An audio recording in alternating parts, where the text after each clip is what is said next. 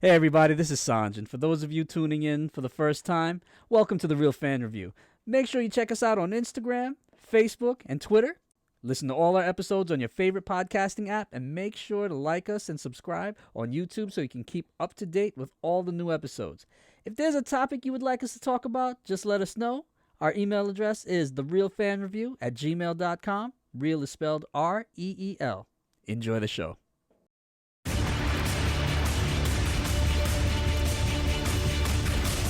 You're listening to The Real Fan Review with Hav, Sanj, Al, and B.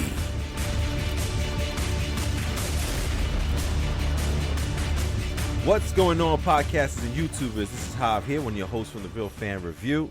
And today, we're talking DC, DCEU, and just DC movies. DC.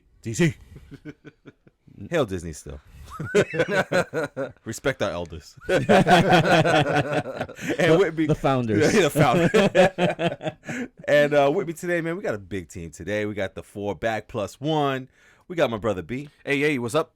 We got my boy Sanj. Good evening, everyone. As always, it's a pleasure to be with you. We got the man in the chair, Al. How's it going, everybody? And today we got our brother Mo. Superfan Mo. Booyah. Thanks for having me, guys. Yes. It's always a pleasure to have you. Yes, man. Always good to have Especially when you bring gifts. Pleasure to be here. little alcohol. But yeah, man, we're talking DC today. And we're going to be talking about the new Batman. And then we'll get into like our own rankings after we discuss Harley Quinn's Birds of Prey, or Birds of Prey, the Emancipation of Harley Quinn, or whatever the hell title it was. Emancipation of one. Emancipation of one Harley Quinn. Jeez, thank God they got rid of that title.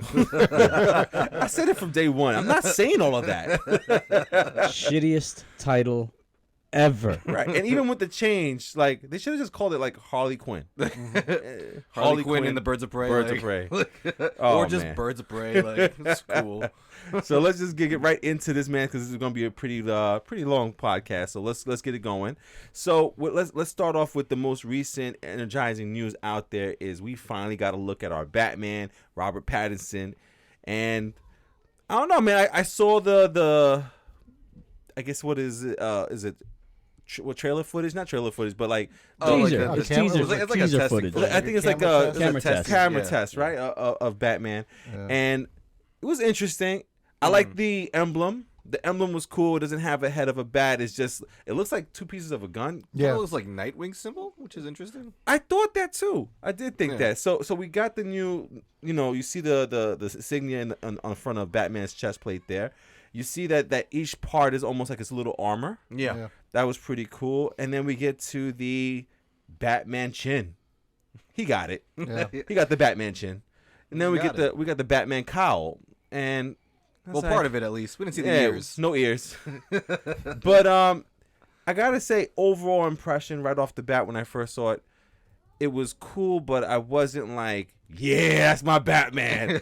Like when I saw what's his name in Batman versus Superman? Ben Affleck. Ben Affleck. I was like, oh, okay, that's Batman. That's a big Batman. That's a big He Batman. gonna hurt somebody. Do you bleed? You will. You will. Talking shit to Superman. You gotta love it. You gotta love it. And y'all wonder why Batman is my favorite? Like who else is gonna go out there and talk shit to Superman? I think it was my favorite. Except like Lex Luthor. Right, You know right. what I'm saying? Like Like, take in mind, like, that scene was literally Superman fucking up his car. Like, he fucked up the Batmobile. He was like, do you bleed? No, you do. Like, you got hurt. You Wait. had to eject. Do you guys remember the callback in Justice League when Superman came back from being dead? Spoiler alert. He looked at Batman. He goes, "Do you bleed?" And he fucking tossed him. He just flung him. And you heard in the background, that was the best part. Oh my god! Hey, wait! Back to the Batman's outfit. and he's like, oh. Amazing.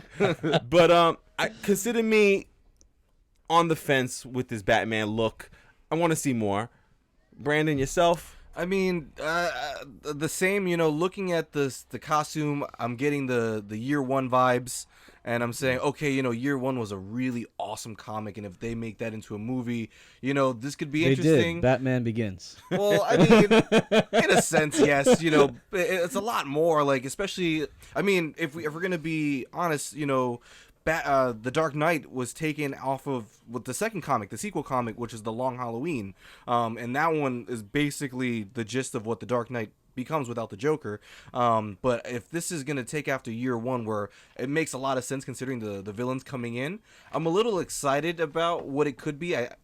In that comic, he does kind of start off like Batman Begins, where he has like this semi costume before he makes the Batman costume. Gotcha. So I'm hoping that's what that is. He has spelunking gear. Yeah. I'm hoping that's what that is. I'm Kind of not like a look wearing at hockey him pads. as a Batman, but not necessarily as Batman yet. Yeah. So I'm hesitant about it, but Yeah.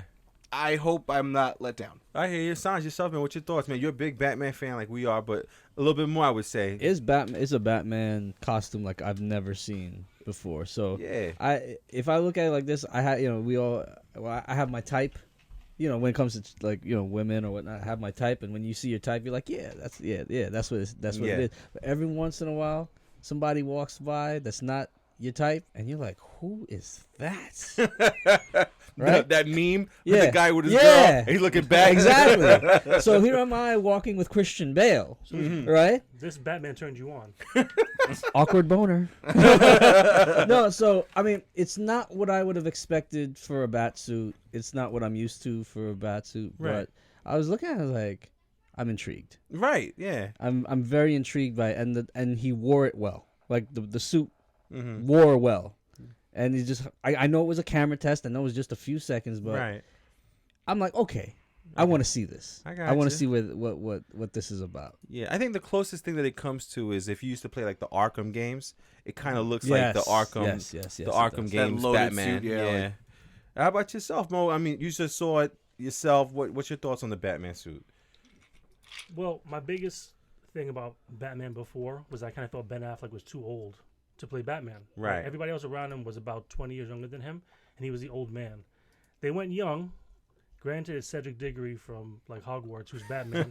So I'm like, okay, I gotta like to spend that and like kind of give him a chance. Right. He's not that young. It wasn't enough for me to say that I wouldn't see it, but it wasn't enough to make me like really excited about it. Yeah. So they just put it out there to kind of give you a tease for what's coming, Mm-hmm. but it doesn't really make me want to see the movie any more or any less. It's just kind of one of those things where I was like, that's fine, but you didn't give me any information to really make me want to see this anymore. Right. I think that we're gonna wait for the first trailer to get some kind of like him in motion with the suit. Hopefully that'll do something more for us there. Yeah. And how about you, Al, man? What's your thoughts on the suit? Yeah, well, the whole camera test scene drew me in. Like, he definitely has the jawline. I remember making jokes about him being Batman, and Right. I couldn't see him.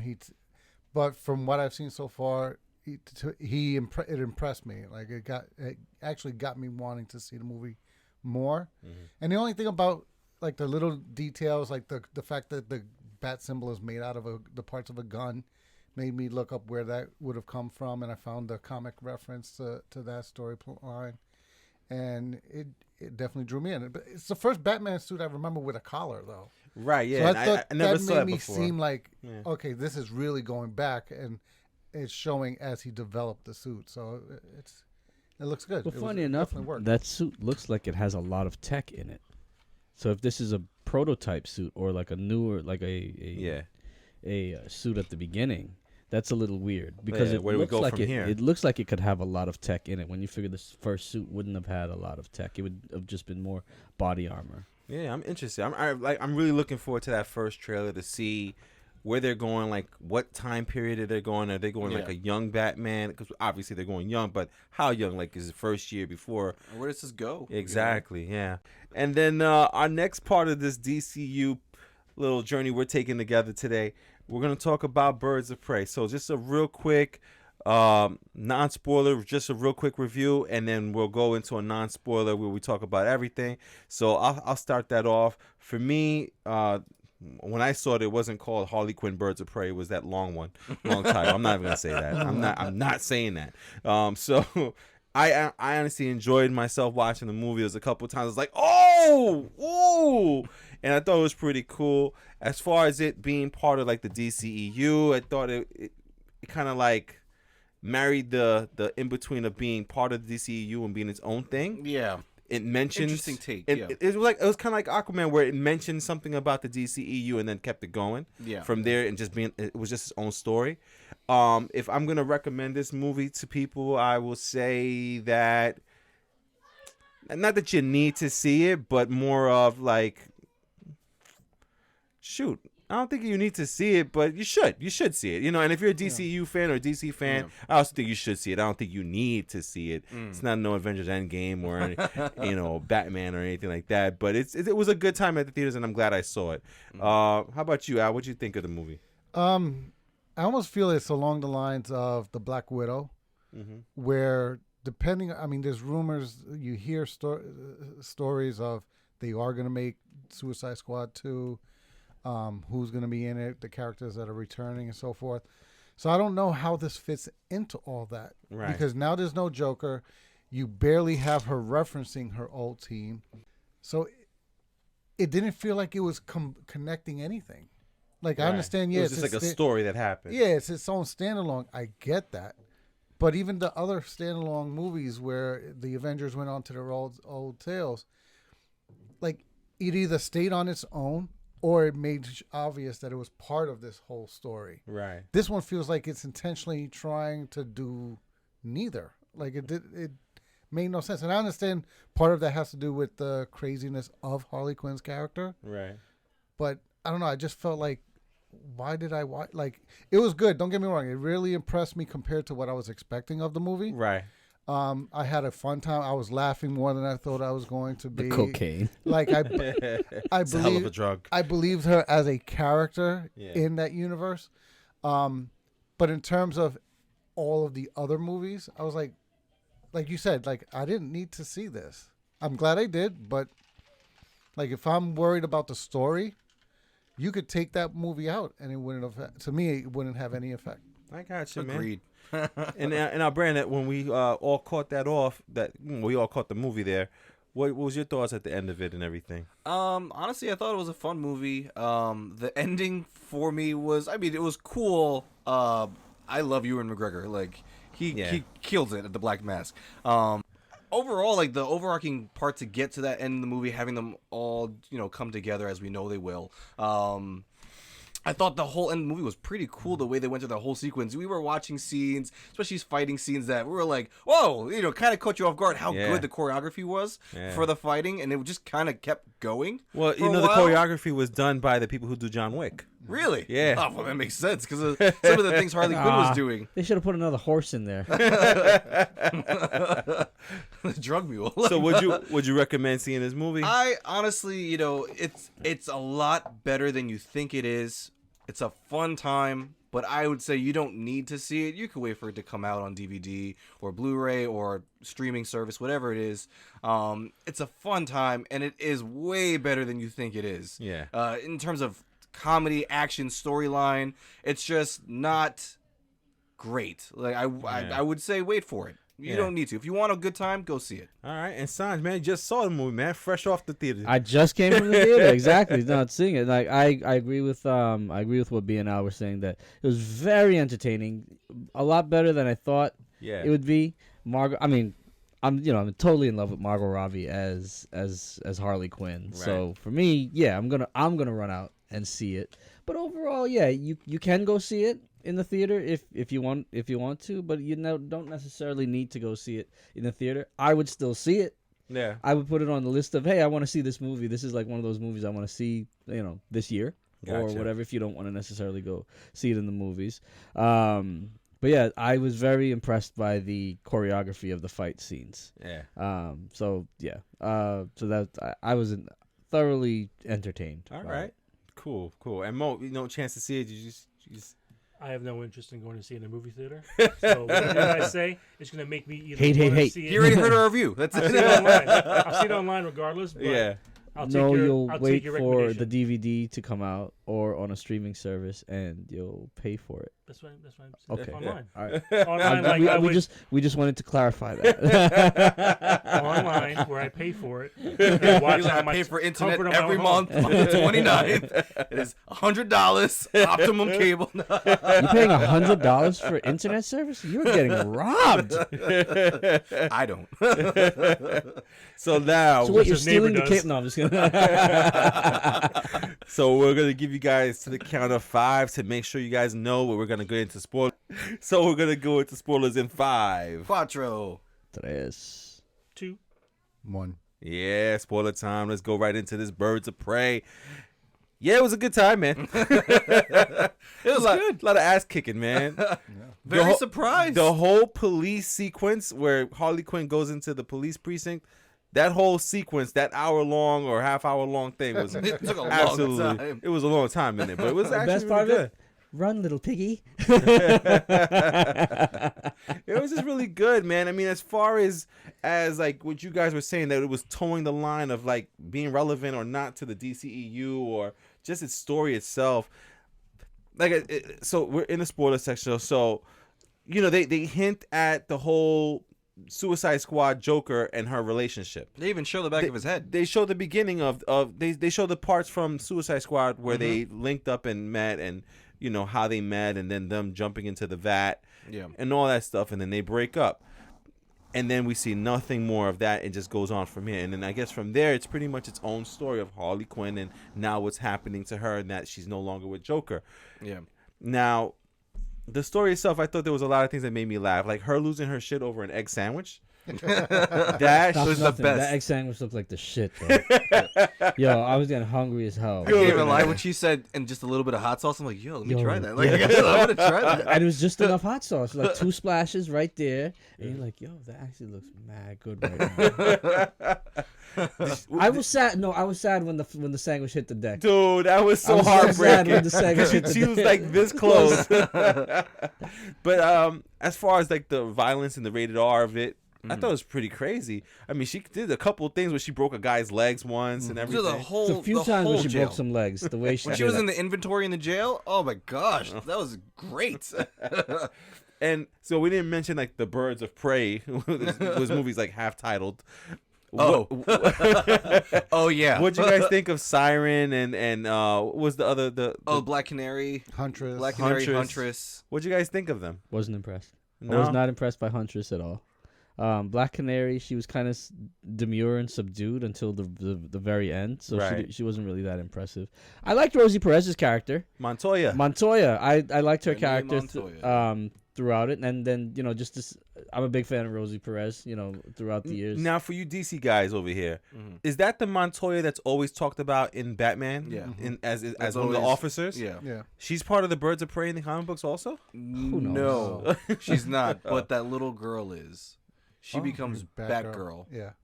What? Yeah, she becomes what's called the Orphan, and then she becomes Batgirl when Batgirl becomes Oracle, and they need another. Uh-huh. She takes Well, over. Joker cripples Barbara Gordon Oh, yeah, I remember that from in the story. the Killing Joke, Yeah, yeah. and after that she can't really be Batgirl anymore. So then she becomes Oracle. So that girl becomes Batgirl. She becomes Batgirl. Wow. Yeah, And what's her name? What Kane? Cassandra Cain. Cassandra Cain. Which got me confused because there's Kate Kane, who's Right. Batwoman. and she's Batman's cousin. Yeah. Ah, I don't know anything. So yeah, so I got really confused in the movie because when they said Cassandra Cain, I thought I it was was like, gonna oh, be like one of the Wayne Batwoman. family. I'm like, that's weird. a connection to like the Wayne family as well, Yeah. but no.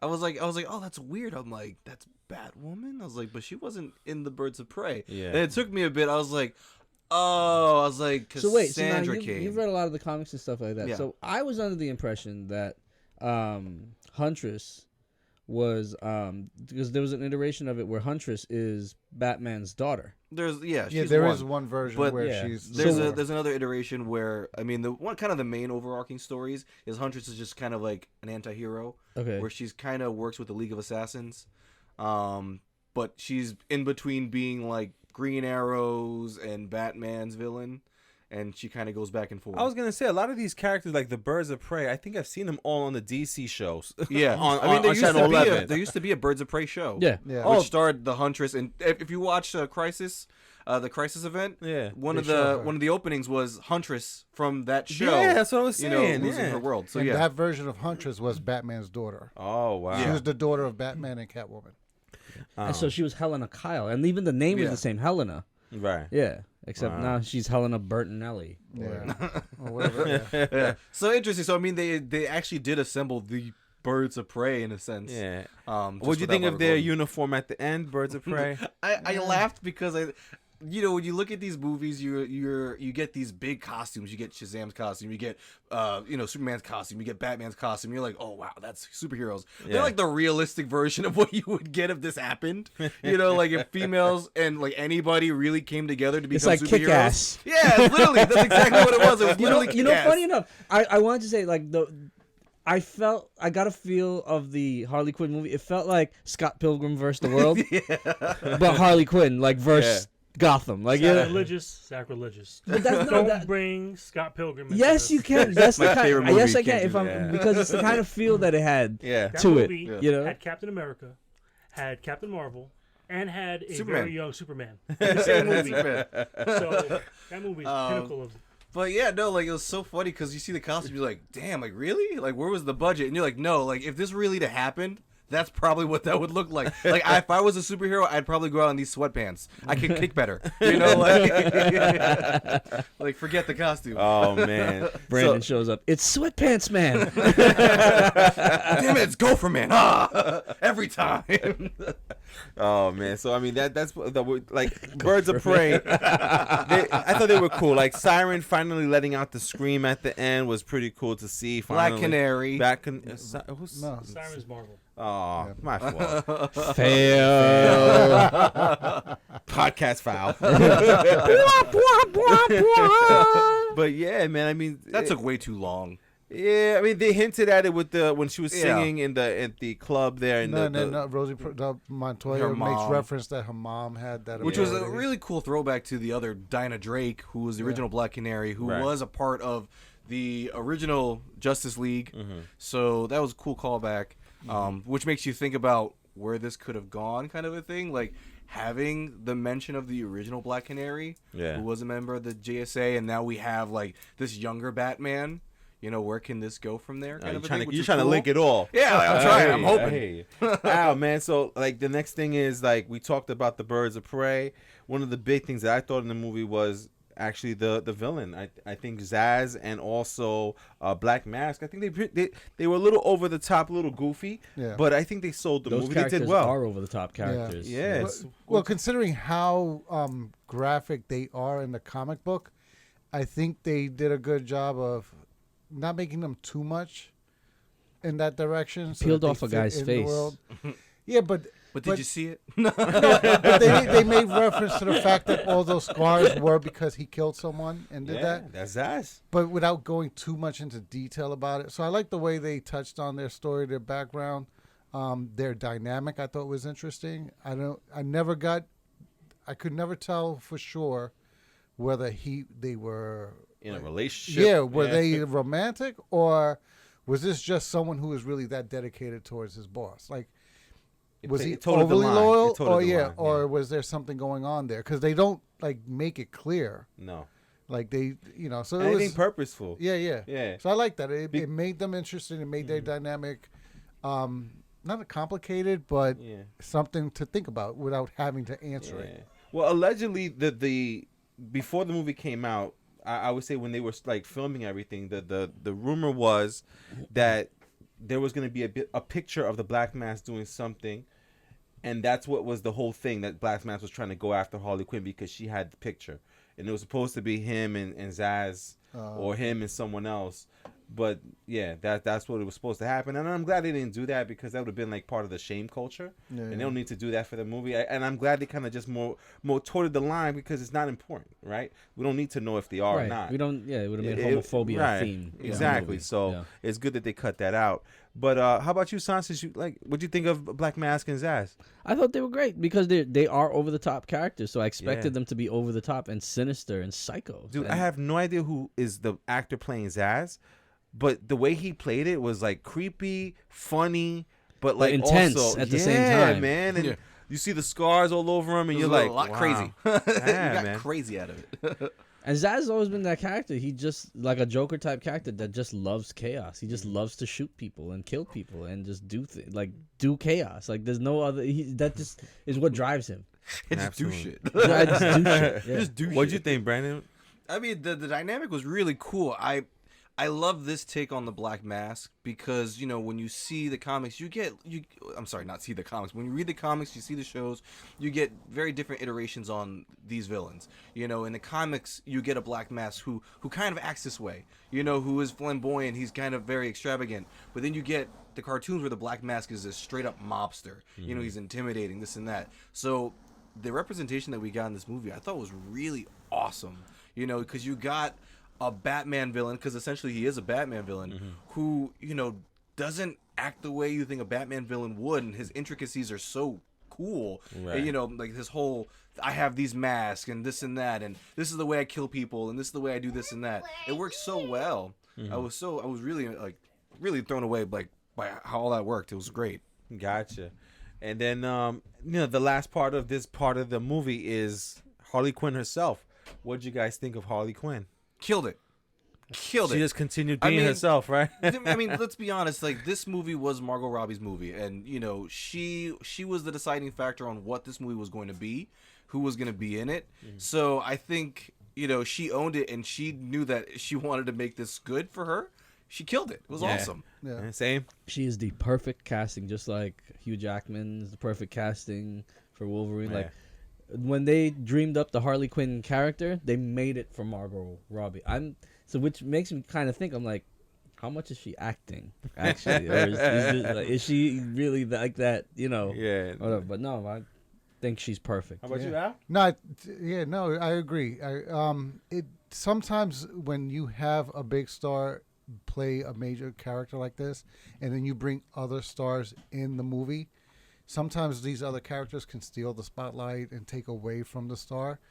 And you're bringing in Ewan McGregor, Rosie Perez, you're bringing in all these other people and other comic book characters, and none of them take the spotlight away from her. Right, she shines. Yeah, she held on to it, movie, and it was her movie, and she remained the focus. She wasn't forcing it either. Yeah, exactly. Like so, all those other people had their time in the movie to shine as well and play their part and play their role, and it all kept coming back to Harley Quinn. Gotcha. Yeah. And then the last thing about this movie is the little nods to the past, the little nods to, like, you know, I guess the DCEU, which was her finding her Suicide Squad outfit and saying that it's something sentimental value, right? Then she also, you know, she saw a poster of Captain Boomerang at the precinct. She goes, oh, I know him. You know? I know that guy. And what's your thoughts on that? It was just nice nods. I think they were cool nods, you know. Yeah. Showing where this characters came from, you know, where it could go. I like that the Joker poster that she had hang up, where she had the knives in, wasn't that Joker. It was just kind of a cartoon Joker that you've seen before. So you get representation that this isn't the Joker. It looked like Mark Hamill's Joker. Yeah, like this could be any Joker, you know, this can be any Joker going forward. So I like that it was very ambiguous to what and who the Joker was in this movie. I hear you, man. I like that the fact that the hyena was named Bruce. And she's like, oh, just some hunky guy I knew. But see, that's where it gets me. Like, you're in Gotham City, and Batman didn't take a visit to Harley Quinn after seeing the Ace Factory explode. Like, you know, nor was there any reference to, call Batman. Like, this guy just killed the so-and-so. So there was no reference to that. And another thing that took me out of the movie for like a split second was the fact that she kept stressing that she didn't want anybody to know her and Joker split up. And my thing was, it made it seem like they had already been split up for a little bit of time. Right. Yes. Yeah. If Joker was somebody that everybody knew, everybody feared, and they knew they were together, how do you not know until she blew up the chemical company that they weren't together? Well, like, I how mean, is they're she not still on, getting like, into social clubs media. and No, but acting? it's not like they're on social media, like, and she's changing her relationship status Right. or anything. No, but like I'm that. sure in that Everybody circle, knows. They see Harley Quinn. Oh, that's Joker's chick. Like, you know what I mean? Unless, Yeah. like, just in real life, when people get divorced, unless you know them and you see them every day or whatever. But that's what I'm saying. That's a circle where everybody knows each other's business. Because in that circle, you can't not know what's going on. Gotcha. You have to know what's going on because that's how you make your life. Well, apparently, That's how you survive, no, by but apparently knowing. some of the people were like, "Oh, she'll go running back when he calls anyway." So this might be their thing. Like they break up, they get back together. They break up, they get back her together. friend said that from the skating Right, circuit. Yeah. exactly. So that could be their thing where people know. All right, they had a fight, they broke up, but don't fuck with her because they're gonna get back together, and then like you're gonna have to deal with the Joker. That's why it was like the world's greatest detective didn't take a visit, like, you know. And it didn't feel like a gloomy Gotham. But you know, it was interesting they because showed they kept sun. talking about. I know, right? We've never seen the sun in Gotham. Gotham, either. it's That's why he didn't show up. That's why he didn't show up. He's like, I can't go out yet. Still 4 o'clock. Gotta wait a couple hours. Shit, where are they? Gotta wait a little while. Start shooting at the sun. Fuck. I can't aim. the light it binds, it They binds. did Oh refer to god. Gotham in like a very New York way. It was like, oh, we're on the east side. Like, you know, like. Well, they Gotham kept- is supposed to be New York, though. I thought it was supposed to be Chicago. No, New no. York, Metropolis is Chicago. Gotham they is New filmed York. They filmed the Batman movies in Chicago. Yeah. But it was, No, but Gotham is supposed to be New York. Okay. Ah. Like even like in Batman Begins when they talk about like the Narrows, like you get it, the Verrazano Narrows. Like, yeah. Okay. I was like, oh, like they keep talking about the east side. Like maybe Batman's like not on the east side. Like, I only operate on the west side and below Central Park. Like, you know, like, Yeah, and like Wayne Manor's in Westchester. You know what I mean? Like, Hey, but what's it called? So you know what? I find just a little crazy because we all are like, yeah, it was cool. But we keep talking about all these different things, the villains, Harley Quinn, the story, Birds of Prey, all this stuff. And it seems like we all enjoyed those aspects. But I guess as a whole, the movie just didn't do it. the movie was fine. I enjoyed it. Yeah. it was a great time. It was fun. It was very entertaining. Like, I'm happy I went to go see it. I'm Good. happy I All right. watched it. Yeah, me too. But it's a movie that you could like if you're not about it, then Fine. wait. Yeah. Yeah. All right, cool. It's a man. movie to see. You just Yeah. don't necessarily have to see it in the theater. Gotcha. yeah. Right. And I guess that's what, going back to my earlier comment, like it throws me off because they make enough references to Suicide Squad 1 Uh-huh. to make you know, yes, this is in the same world. This is after those events. Yeah. And then now if you're making a 2, like it lost me. Like, okay, what's the point of this movie other than to try to get money from us to come and buy tickets? What was the point? Like, What what was the addition narrative to the DCEU? Yeah, what narrative did you just add? So to the I whole think what storyline? we're suffering from here is Marvel. Connective storyline. Right. No. We're suffering from that Marvel exhaustion or God damn whatever you, it is. Kevin Feige. Is that we're used to everything having to be tied together, having to be part of a bigger whole, and moving a story forward towards some end, Right. towards something, right? Because even Ant-Man did Right. something. Even right? everything added something to moving up to, Infinity War and then Endgame, right? That was always the plan, Right. and we knew that. They don't necessarily have that, and that may be okay, so that DC can start doing stuff where they don't necessarily have this big event coming, but once they're doing everything, I would just be happy if they did everything in the same universe. I'm worried that it's not culminating to anything. That's okay, but it's Right. okay that it's not culminating to everything. But where I have the problem is where Christopher Nolan's Batman has nothing to do with Christopher Nolan's Superman. When they were going concurrently, and it looked like the movies were shot in a way that kind of puts them in the same universe, but then they're Right. not. And then I think Bale had a factor in that, though. I can Because understand. they asked him to come. and Well, I he can said understand. I can Yeah. understand that. Yeah. But if you give any actor a compelling enough story, they'll do it, and enough money, of course.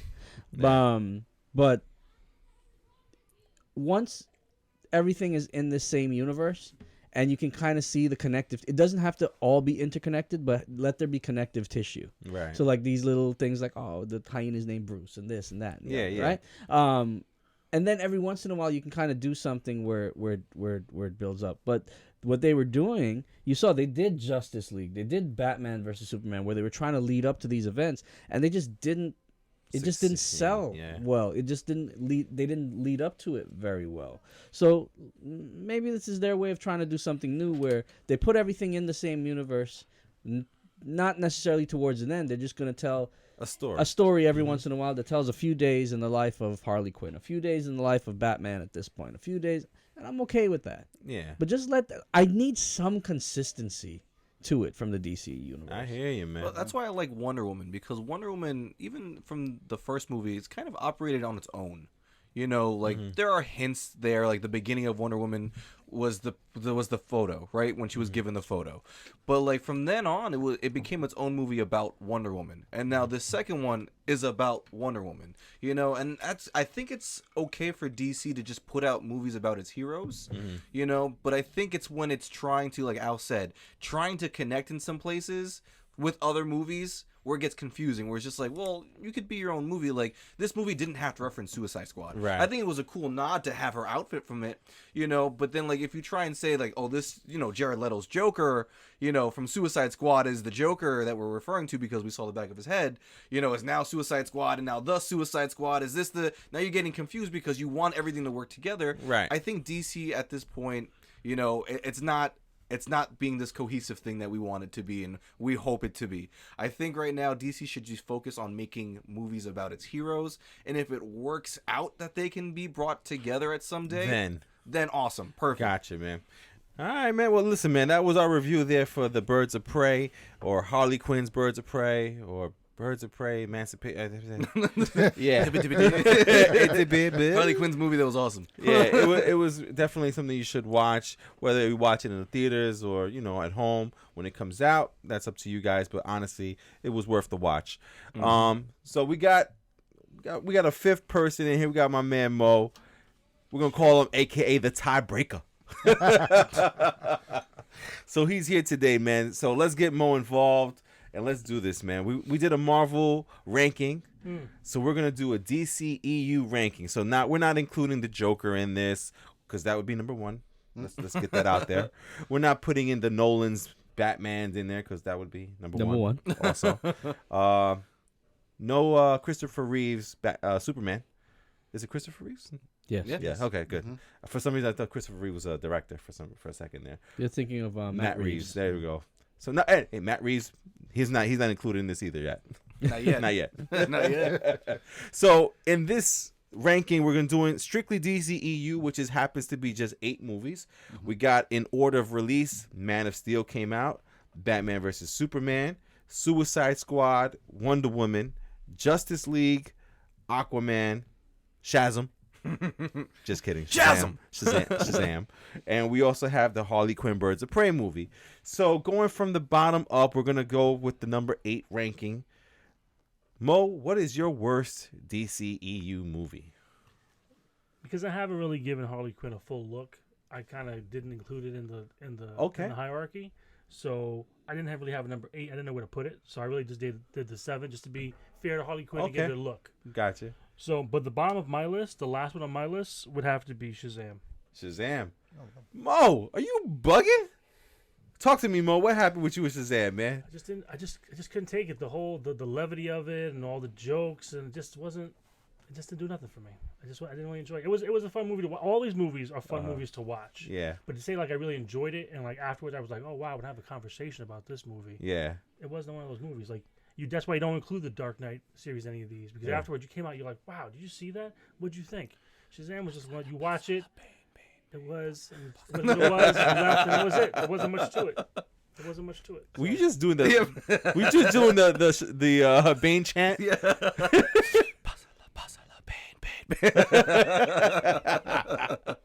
Oh man, Al, man, what's the bottom of your DCEU ranking there, man? The last one on my list is Suicide Squad. Ooh. Oh, okay. And what happened, man? Just not for you?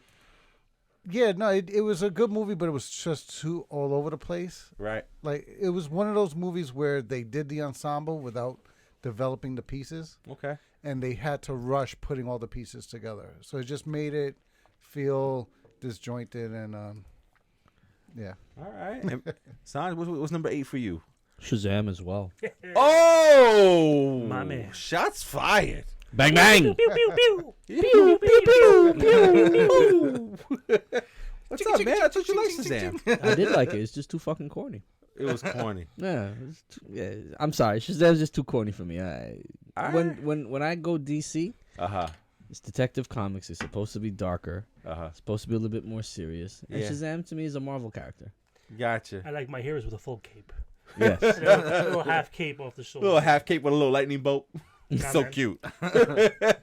Brandon, what's your number 8 movie in DCEU? I actually also went with Suicide Squad. Oh. It was a fun movie, but you can tell it was a movie that suffered from all the issues, on the back end before the movie came out. It was a movie that had so many different changes to it. It was supposed to go in so many different directions. Right. And the movie we got, and I understand why and what happened. Yeah. But, it was a fun movie, but it was just so disjointed because of it. You can tell, like, they were just trying to fix things as they go to make sure they had a movie to release, other than, Fantastic Four, what happened to that? Yeah. They didn't want to have that, what was it, David Tanker? Yeah. Like, they didn't want to have that same situation as what happened there. So I get it, but the movie was just a bit too all over the place because of all the things they were trying to fix. Right. So good time, but it just wasn't a complete movie. All right. Well, for me, man, I'm going against the grain on all 4 y'all. My bottom movie, which is going to be a little surprising to some people listening, is Aquaman. I get it. I did not enjoy myself in Aquaman. I thought it was cool. It was interesting to see Aquaman in his own. But there were parts of the movie where I felt like he was almost acting as if he did not just do Justice League. I was like, dude, you just asked her in Justice League like you were the first time meeting her almost. And now you're like, oh, yeah, my mom. It was like the first retcon. Like, it was weird. Yeah, and then at the same time, like the whole ocean stuff was a little corny to me. I did like the way Ocean Master looked. I like the outfit. I like the end outfit for Aquaman. But the story itself, it just, I don't know, just felt super long. There was things that were really cool. Black Manta was incredible. Yeah. I can't wait to see him in more stuff. But Yeah. honestly, I did not like Aquaman as much as most people did. So Aquaman for me is at the bottom. I'll set off number 7 for us. I got Suicide Squad at number 7. I did enjoy it a little bit more than Aquaman. Actually, I just saw it before seeing Harley Quinn to kind of, get up to speed with Harley Quinn.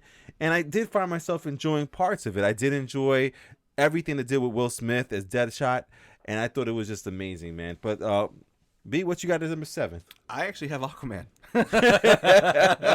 Little reverse role there. Yeah. I mean, same thing. Like, I actually really enjoy Jason Momoa. Like, I think he's a great actor. I think he brings a genuine take on Aquaman. I think he is Aquaman, but I just think the movie was boring. Yeah. Like, it had the same theme over and over, like, I don't want to do this. I don't want to do this. my mom. You said you were going to give my mom back at some point. Oh, I don't want to be king. And I mean, we've seen that trope a lot. And I mean, it's the Aquaman trope, to be honest with you. Yeah. It's what his story is in the comic books and everything. But I feel like the way it played out was just very, like, you knew it had to get to him becoming Aquaman at some point. Like, you just didn't really believe it. Yeah. You didn't really follow the story to get there. You're just like, okay, just get the damn outfit. Like, come on. Yeah. Get the trident, get the outfit, let's go. So, like, it wasn't really... It was funny here and there. Action scenes were kind of lame. Right. But I think, overall, it suffered from counting too much on Jason Momoa to back it. Yeah. Can we admit, though, they freaking pulled off the Black Manta? Oh, Black Manta was awesome. I honestly wish he was the villain of the movie because he brought so much to it. I didn't think they could pull off the freaking fish, the fish bowl and the head, and they did, man. It was awesome. Al, you're number 7. Birds of Prey. Man, we just saw this movie, man. Which is why I can say it didn't impress it. It satisfied me as a movie, Right. but it didn't impress me as part of the whole Yeah. series of events of a whole sequence of stories. Yeah. No, I put it at 7. All right. And Mo, for you, what's your number 6 there? My next one up is Suicide Squad. Okay. Because I went through the movies and I kind of thought about the different scenes that really moved me that I really enjoyed. Yeah. And with Suicide Squad, the only thing that really moved me were the scenes with Will Smith as Deadshot. He did a callback to his daughter. He did a callback when they were testing him with the smell of the gunpowder. And there were things about it that were just iconic. Yeah. You know, that I liked. But he was the only parts of the movie that I really enjoyed. Gotcha. So I kind of put it at the bottom of the list. Like, it was a good movie just to watch. Right. But it wasn't something that I felt like we said before, the characters really weren't developed as well as they should have been. Really wasn't a team. Harley Quinn was, probably the takeaway, Right. the runaway star of that movie. But all in all, like, if you listen to the movies, it was probably the one I probably thought there was less positive takeaways from than the others. I got you, man. And how about you, Sanj? Your number 7? My number 7 is Aquaman. I agree with a lot of the things that you guys said about Aquaman, but I'll just Dude, add. how did this movie hit $1 billion? Jason Momoa. Jason Momoa, yeah. He was riding that Khal Drogo high. Right? I mean, his star power is very high right now. You put him in a movie like that, or you put him in the movie where they're looking for a rugged, rough, tough guy type with dashing good looks at the same time. Yeah, Jason Momoa, and you're gonna make money, right? Yeah. And he pulls it off very Justice well. League set him off. Like, once you saw Justice League, you saw him in it, you were like, oh, this guy's Aquaman, he's gonna be great. Like, you love this guy. Yeah. And so when his movie came out, he's like, oh, I gotta go see Aquaman. Yeah. So I mean, himself, he sold the character. Like I said, I feel like Jason Momoa is a great Aquaman. I just think the story around it is terrible. I hear you, man. It Yeah, sounds same it was thing. bad story. It was just like so predictable. Like you could have literally after seeing the first few minutes of the movie, you could have written the rest of the movie. Yeah. You know what I'm saying? And even to the part where like he shows up in the demon world or whatever, or that was gonna be his mother there. Sorry, whatever. So yeah, that's why. I hear you, man. And again, we're dealing with a very limited list here, so something has to be at the bottom. I mean, all good movies, all entertaining movies. Yeah. Right? None of the movies on here you're gonna say like, that was shit. But I hear you, again, man. Yeah, but listen, this is our ranking, man. This is determining what we think are the best of these different universes here. So now, since you went at 7, man, what's your 6? What you got there at 6? Birds of Prey. Birds of Prey. All right, yeah, man. Where I thoroughly enjoy Harley Quinn. Margot Robbie as Harley Quinn. Mm-hmm. Entertaining. It's a good look at a day in the life of Harley Quinn. Right. But there's nothing exceptional either. Yeah, man. Same for me, man. I'm exactly with you. 6 is Harley Quinn for me too. Birds of Prey. Good movie, but I guess compared to the rest, the other ones just stood out a little bit more for me than those. Mo, yourself, man, what you got a year for 5, right? Yeah. Next up for me is Aquaman. Okay. Same type of criteria. There was the scenes that stuck out to me for Aquaman were the scenes with Black Manta. That development, and then the scene at the very end when he goes to the trench. Yeah. And he basically goes and visits the monster, talks to the monster, and realizes he has the power to communicate with other aquatic animals. So that was pretty cool. I thought they tried to put it like this whole mythos behind him with the 7 kingdoms, and I started counting the kingdoms, and I'm like, aren't they missing one? I know, me too. I was like, that's 6. That's 6. I think we're missing one. So I was like, I think they kind of tried. We count Atlantis twice. Yeah. They reached and they kind of fell a little bit short. So I was like, they tried, but they just couldn't build up the real story around Aquaman, which I think is one of his things. That even if you follow the comic books and you follow him and the JLA and other things, like there's not a whole lot of meat there. They could have really built something around him in this movie, and they really kind of failed. So, I hear you, man. I mean, it's nitpicky. It was a fun movie to watch. I mean, like Sanj said, it's like you're really finding something to nitpick about. But scaling all the movies together, like I enjoyed it less on the list than the other movies. I got you, man. Looks like we're all pretty much, besides the Shazam, I think we're all pretty much got the same 3 at the bottom here. Bree, what do you got at 6? Harley Quinn. Okay. Like I said, fun movie, great time, but like cohesive as a story. It was on the weaker side of things, like I think what Sanjay just said, it was a day in the life of Harley Quinn, which isn't the most interesting thing was to a see. day Like, in her life. Not the most interesting thing. Like the action scenes, awesome. Like I think with the bat. Yeah, I think if the action scenes in this movie weren't that good, this movie would be on the worst side of this. Or would be on the lower end of this list. Yeah, the action definitely saved it a lot, man. What you got for yourself at 6? Surprisingly, I have Justice League. Wow. I thought it would have been higher. Hot take, Al. Only because, again, it's funny how with so many of a couple of these movies, it's either the whole was better than its parts, Right. or the parts were better than if you took it as a whole. Gotcha. And this was a movie where the parts were so, they could have been done so much better. It was a little disjointed. Yeah. Release the Snyder Cut. Yeah. So it's like seeing all of these heroes together. Yeah. I was expecting more. That was I enjoyed myself, that, but- that was so like perfect timing. I mean, like you couldn't get more perfect than that, man.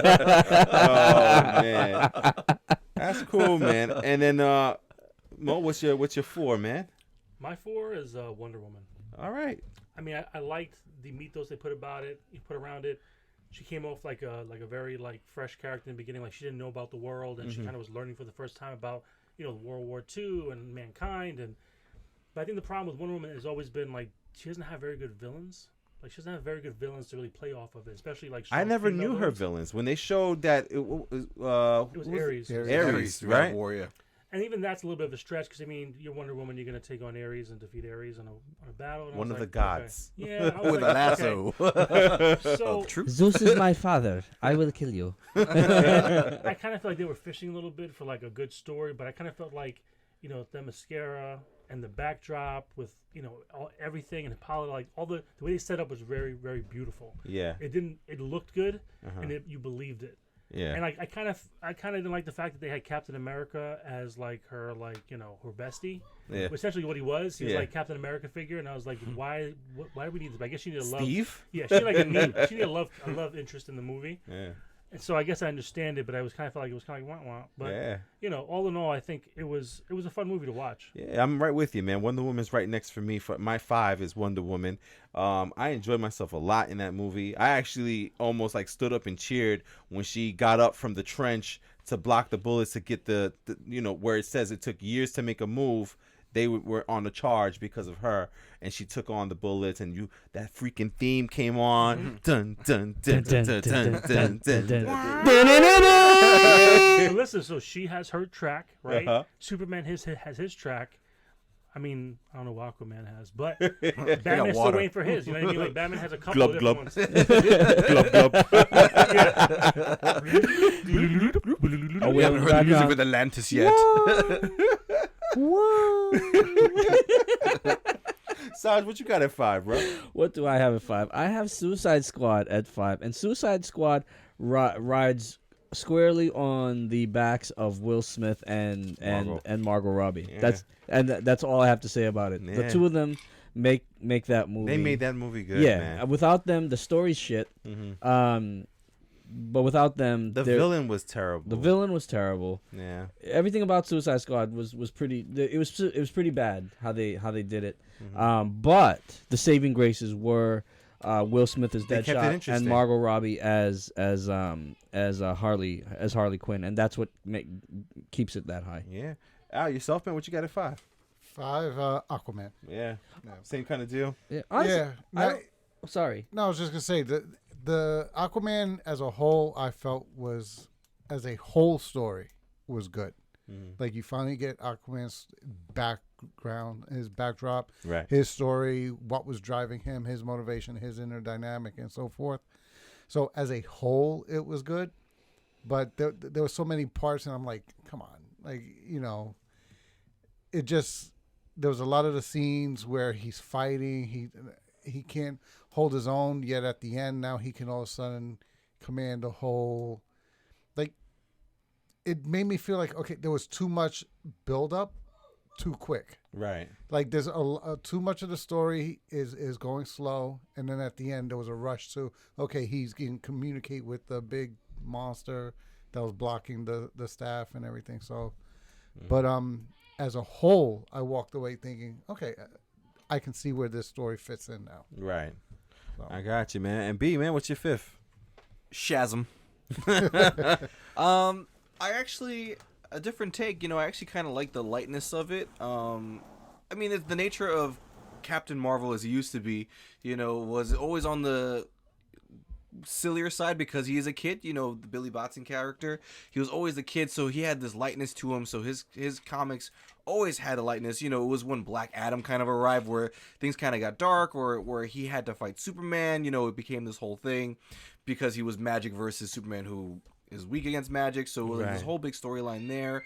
But I like the lightness of it. I think it was very corny at times. You know, DC was coming off that weird Justice League where things are too dark, so we have to make things fun like Marvel. Yeah.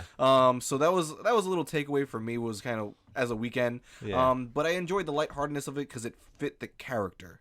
Whereas, you know, where I kind of compared it to Aquaman, where the story was weak because it didn't really fit the character so much for me. Like, I thought the trope was the same exact story that was always for Aquaman, but I felt like this story was more appropriate for Shazam.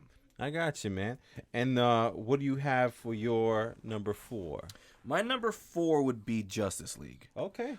For the same thing, you know, it was a movie that changed so last minute that scenes and characters. It went to Joss Whedon, right? Yeah, it went to Joss Whedon to get lighthearted and get more light scenes in general, actually making scenes lighter, and then changing around the story. So whereas we would have had the Green Lantern come in, you know, and have other characters, and the story would have been a little different. How Superman came back, you know, they decided to go a certain way just to make it a little easier and a little easier on the budget as well.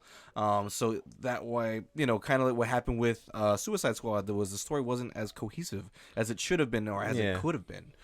So where it started off, I feel like the start of the movie was really good, and then as we got towards the middle and the end, it kind of just tapered off and was like, all right, well, it was a good time. Like, you know, I'm glad I got to see them all come together, and you know, but you know, I wish it would have been a little better than that. Yeah, I got Justice League at 4 also, because when I think of like the story that you guys are saying about these movies, yeah, the story was a little wonky and everything like that, but I think about the moments.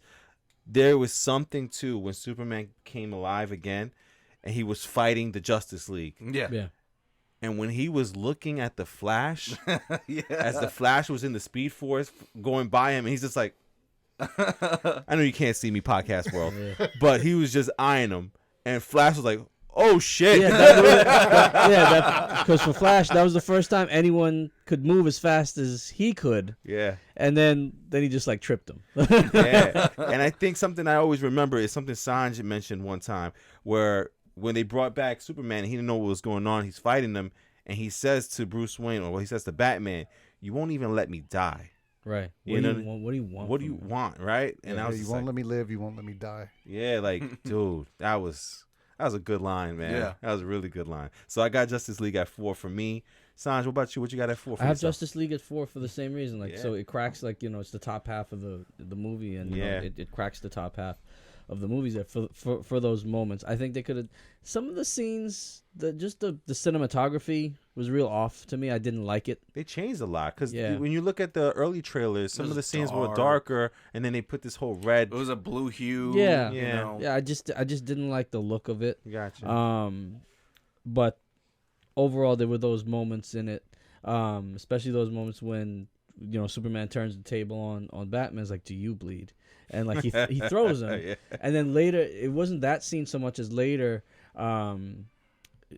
when Wonder Woman and Batman have it out, like they're like get into an argument or whatever, and then like Bruce lifts up like the costume a little bit, and you see this huge black and blue across his back, and so like Diana starts to realize like he's actually human, and like he's, you know, He's out here with us. right, yeah, and like, you know, the danger to him is a lot more, and he's putting it all on the line too. And in that they were just having it out, and she was about to kick his ass, and she softens her whole tone towards him and to be more compassionate and everything. Yeah, little moments like that. I even like the line in there where she goes, "You can't do this forever." Right. You know. Yeah. And he was like, "I'll do it as long as I can." Like, you know. Because, you know, yeah. they had a relationship as well. Yeah. You know, Batman and In the comics, it yeah, kind of hinted it. so you kind of get that a little touch of like the beginnings of it there with them. But How yeah, about Aquaman sitting on the lasso admitting he was scared? again, Jason Momoa just like completely Aqua bro. Aqua Bro. And the thing is, I really don't think in those moments that he's doing any acting. Yeah. You know, he's just kind of doing Jason Momoa. You know, it's like Jason Momoa, like, hey, Yeah. you know, whatever. I hear you. Lisa Bonet's like, I don't know how many more years older than me, but hey, I'm in love with her, so I'm gonna make her my wife. Yeah. And he's like 9. And by the way, he's married to Lisa Bonet. Yeah. Fucker. Hates you. But I want to be you. What's your 4 there, man? Batman v Superman. Wow, Yeah. man. All right, Batman v Superman's your 4. Yeah, no, I like it. I found it interesting because I had always, up until the movie, was like, how the hell can you even say that Batman would be able to stand in a fight with Superman? So it was good going and watching him show Batman using his ingenuity of, all right, this is how I'm going to make weapons out of kryptonite, and use that to go after Superman. And I'm glad that they didn't use it the way they used the kryptonite in the old Superman movies, where they just tie it in a chain around him and now he's constantly weak. Like that they show, okay, he weaponized it, but it didn't have a permanent effect. He kept having to use the kryptonite. Right. And but where they lose me is the corniness of, I mean, granted, I never realized and I never put 2 and 2 together that both their mothers' names were Martha.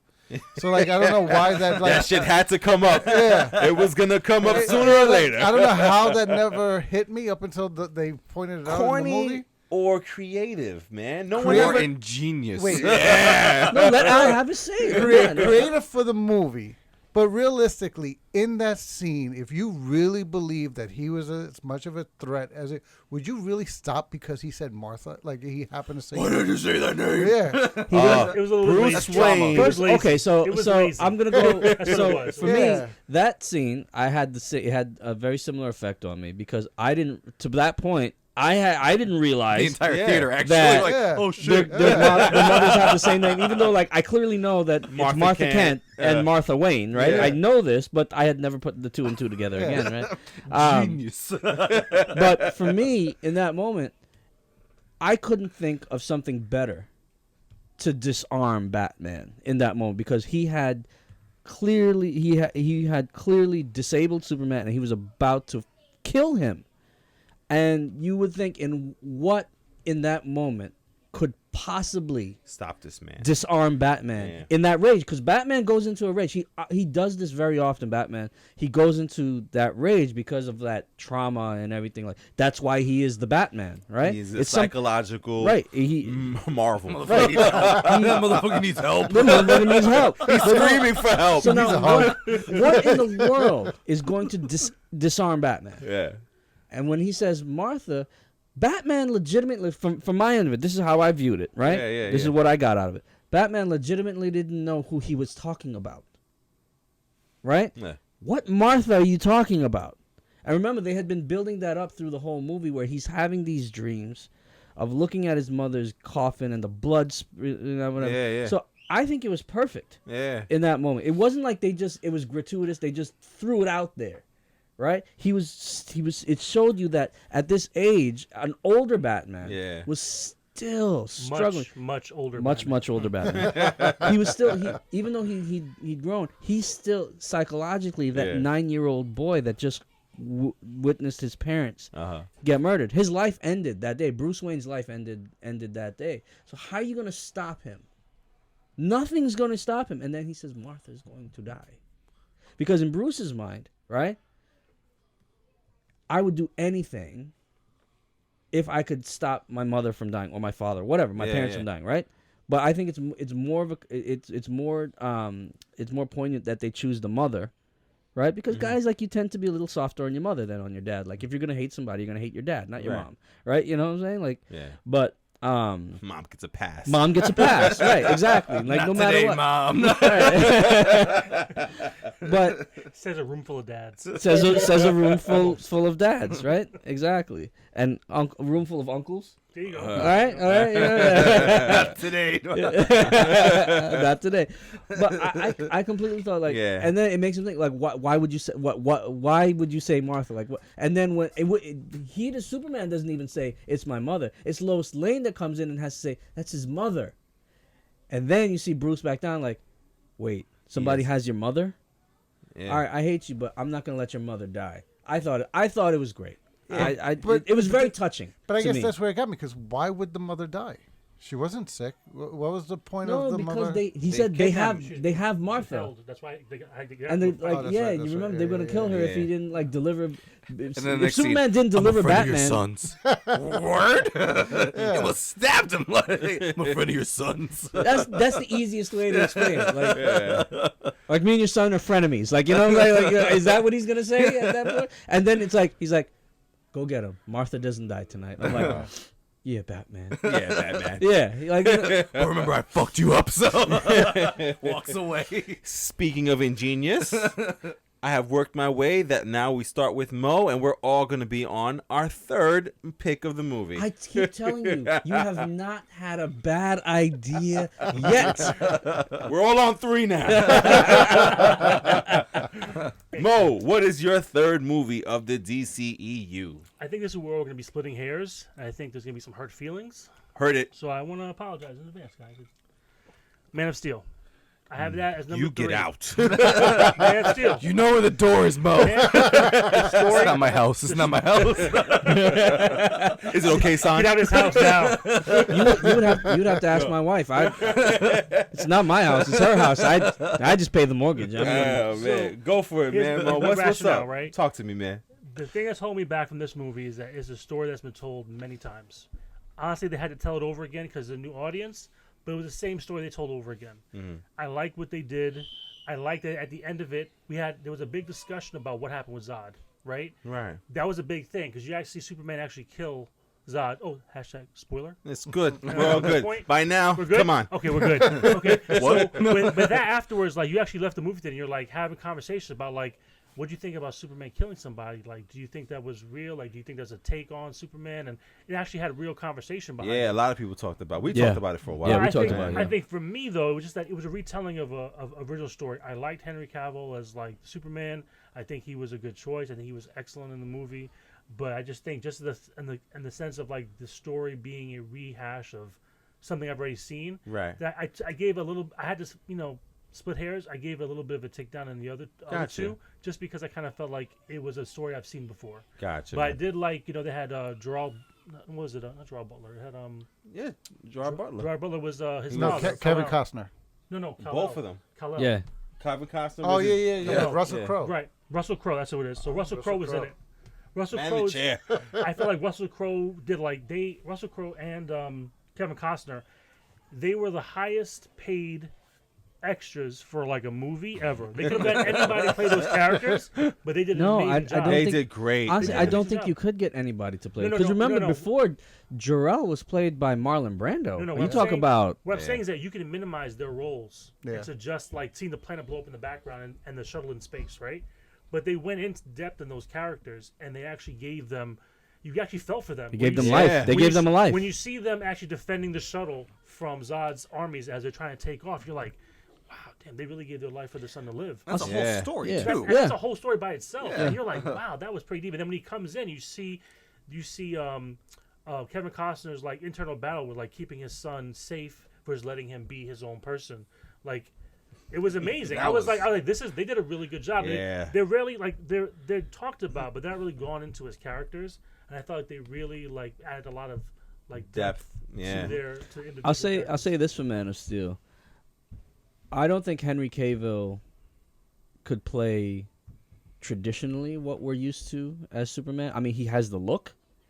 As far as like his face and like the body type and everything. Jesus. Yeah. When that guy walked out of the freaking oil tank spill water, I was pissed. I was like, what? Hey, I said, bruh. Get back Yeah. in. Go back in. Go back in. Put your shirt on, bro. I was my, like, my wife's here. yeah. We're guys. No, you know what? Like, dude, in front of my wife? Really? Yo, like, you gonna dude. disrespect me like that in front of my wife? I paid money for this?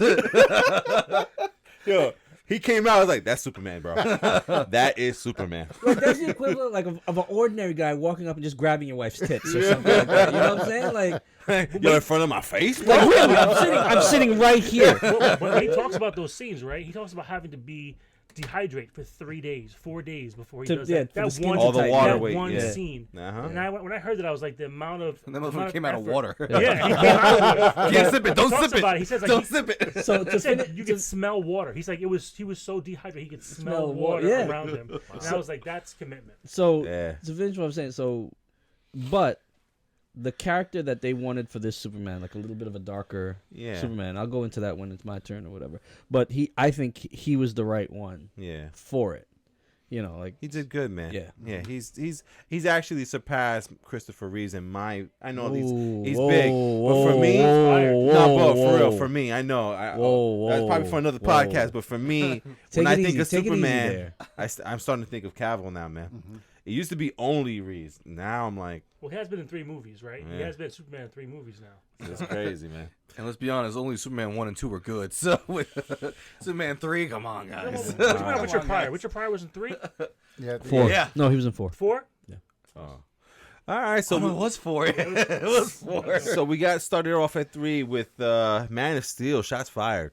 All right, Sans, who's your 3? Wonder Woman. Wonder Woman's 3. All right. Great. I mean, it made me love the character Yeah, and wanna see more. Yeah. That's it. B Dog. I would say Wonder Woman as well. Yes, you're 3. All right. It was a great story. It was great for her character. I love that it was about her character Yeah. and her growth. Like, even the fact that she had a love interest, it could have gone either way. And I love, but it was just about her and her becoming Wonder Woman. So many times we get these movies that aren't about her and they're about the love interest, and it's less about her development. And this movie was all about her. And I love You're a it. superhero, but you need love. But you need love. There needs to be a reason why you're a superhero. You know, it's funny that you say that because I like the Supergirl series. Uh-huh. But one of my knocks on the Supergirl series, like, it focuses on her Love life. love life too much. Ridiculously. Yeah, like, you're Supergirl and you're a super powered being. Yeah. Like, you should. I don't understand your lack of confidence. Like, and they really play on that in her love life. And I just think they make it way too much of a Yeah. focus for, and it doesn't do the character justice. And that's actually You my gotcha. thinking too. Is obviously Supergirl's been around a little while now before Wonder Woman came damn, out. son, you gonna say Supergirl's just been around like that? Like, damn, Well, damn. but Putting her business out there in the streets like that, like, damn. She gonna fly in here. she got no confidence. No, but that same thing is like Wonder Woman. I had this idea in my head because of Supergirl that this movie was gonna be about her and Steve and like her becoming Wonder Woman and saving the day. And this movie was so much more than that. Yeah, It was man. awesome. And so I love it for that. But I think story-wise, villain-wise, like Ares, once again, her rogue gallery is weak. Yeah. But, I think it was a little too much there. Like, okay, you're facing the God of War. I get it. That's the way to get there was kind of weird too.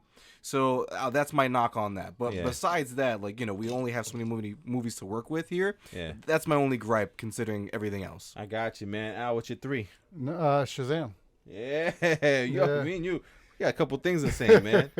Why Shazam 3 for you though? Shazam, because in terms of an overall story, I think it did a better job of being consistent throughout than a lot of the rest. I would agree with that. Like they were saying, it made me remember he's a kid. Like at first I was like, as I'm watching, I'm like, it's too Shazam. Why is he being so childish? Why is he? And then I'm like, wait, he's a kid. Yeah. He's physically transforming, but everything inside that head is still that of a kid, a young kid, and then a kid who was really searching for identity, searching for family, Right. searching for himself, and now you give him superpowers. What do you think he was gonna do? He's there trying to, like, he Hot needs take. money. He's throwing lightning in the air. Like, I'm like, you know what? This all makes sense now. So Yeah. they stayed true to the story of what they were working with. They didn't make it more than what it was. All of a sudden, he was serious. No, he's a kid. He stayed a kid. And then he found his family, in the end. And It's they like all knocking over became- the 7-Eleven for Yeah. Slurpees. yeah. Telling people, you want to take a picture with me? Like, come on. So it all made sense. It all stayed true. The villain, they didn't make him, like, over the top. Like, so everything just stayed good for the story. And so for that reason, Yeah. it stayed good as a whole, and its parts were equaled up to that. So Yeah. I liked it for that reason. I would just like to know what made them decide to go Shazam for like an individual movie. Like Before everybody else. They could have brought in anybody they wanted. They could have brought in, Green Lantern. They could have brought in Flash. Flash. Why go Shazam? Like, he's not really a big person in the pantheon of DC Universe. I was except for confused the by fact that, that too. like he could take on Superman, which is the only reason why you bring him in, because maybe at some point they're gonna have him fight Superman. But I didn't understand like why they brought him in when they did. But I feel like they were trying to explore like the other hero route that Marvel did with like Iron Man, whereas like Iron Man wasn't that big of a character. I mean, he was still pretty big of a character, but like he wasn't as popular as X-Men and Spider-Man. Iron Man, Yeah. Like he had the Iron Man series in the 90s, but besides that, like but Iron Man is the closest person that they have to like a Dark Knight. He's a seriously flawed person, a billionaire who's got nothing better to do than run for president. I mean, be a superhero. Yeah. Right. 'Cause, I mean, that's who it is, right? But but Shazam is just a mythical, magical version of Superman. For that, you could have gone after someone who had a little bit more like. Yeah, I hear you. that's also like the thing with DC starting with Green Arrow having a show. You're like, who the fuck's Green Arrow? Like, like why the fuck he get a he's show? big. He's Batman, Yeah. but he uses a bow and arrow. So like it was like, oh, but then Basically. you watch the first season, you're like, yo, Green Arrow. Like, so I think they were trying to go like the route of the I was unknown more like, hero. oh, hey there, Felicity Snow. Who's my age, which is interesting. Ah. I thought she was like a lot older. Yeah. Yeah, man. For me, man, my 3 is Shazam also. I actually liked it because, with DC, I always feel like DC stands for like depression comics. It's like even at the end of Justice League and all these movies, there was always some kind of like but womp womp, right? Batman versus Superman. They beat who was the villain at the end of the Batman? Doomsday, but Superman's dead. Yeah. Wonder Woman defeats I mean, Ares. for me, but, that's a perfect universe. but Steve dies. Steve dies. So it's like it's always like a womp my womp to parents the are still end. dead. yeah, exactly. Yeah, my parents are still My dead. parents are still dead. So to me, to see Shazam, and I was just like, okay, I see where they're doing with this one. And like you said, it's a kid in the superhero body. You know what I mean? So I did enjoy it. A lot of the jokes were pretty funny. The one aspect I didn't like was the Shazam family. I thought that was Too a little, soon. I thought it was a little cheesy and too soon. Yeah. I thought it was way too soon. It's a thing in the comics, and like I just didn't. I saw it with the people. I'm like, oh, that's cool. Like they're going to be at some point. I was like, oh, but 40 minutes in, I was like, Megan dang. Good as one of the Shazam family, all for it. But, Yeah. Ooh. yeah, but the Shazam family kind of killed too it for soon. me. Too soon. Yeah, but it was, for me though, it was still a good movie. I still liked it. I felt like it had a little horror aspect, a comedy aspect, action aspect, and it just pulled it off pretty good. I enjoyed myself with Shazam there. So let's do number 2. Brandon, what you got at 2? My number 2 is Batman versus Superman. Wow. I've waited for that movie my entire life. Ever since I Am Legend put it as a poster in the scene when he was in Times Square. Yeah. I've been waiting for that movie forever. Yeah. And so when we finally got the teaser for it, I was like, my heart. So, I mean, I think because I wanted to see it for so long, seeing it, the first time I ignored a lot of the problems with it, and I just ended up loving it. But my biggest gripe with the movie is there's too many cliches and coincidences, like, oh, if only I had, some kind of kryptonite here. Oh, but this dagger just landed right in front of me. I could use that, so there's too much coincidence there. The Martha thing, as ingenious as that was, I still think that's the most ingenious thing to ever happen in cinema history. But like Cinema history. Yeah. Martha, what? Forget Rosebud. Forget I'm going for Martha. everything. Cinema history, Martha. So like, there's so much cliche and so much like just nonsense that just kind of flew under the radar for a little bit there. But I waited so long to see the movie, and I was so happy it happened. And I think that's why it just ranks so high for me. I got you. Son, what's your number 2, man? My number 2 is Man of Steel. Oh, okay. So coming back to what I was saying, I was elaborate a little bit on why I like Man of Steel so much. It was a darker Superman, because I like darker characters, and it went into a little bit more about the Kents, especially Jonathan Kent. To that point, we hadn't really gotten much on Jonathan Kent, other than he was like an old farmer. Yeah. Right. We'd gotten plenty on Thomas Wayne and how decent of a man he was, and the impact that he had on Bruce, even though he was taken from Bruce at such a young age, and like you kind of always hinted in the background at like why like Jonathan Kent had an impact on Superman.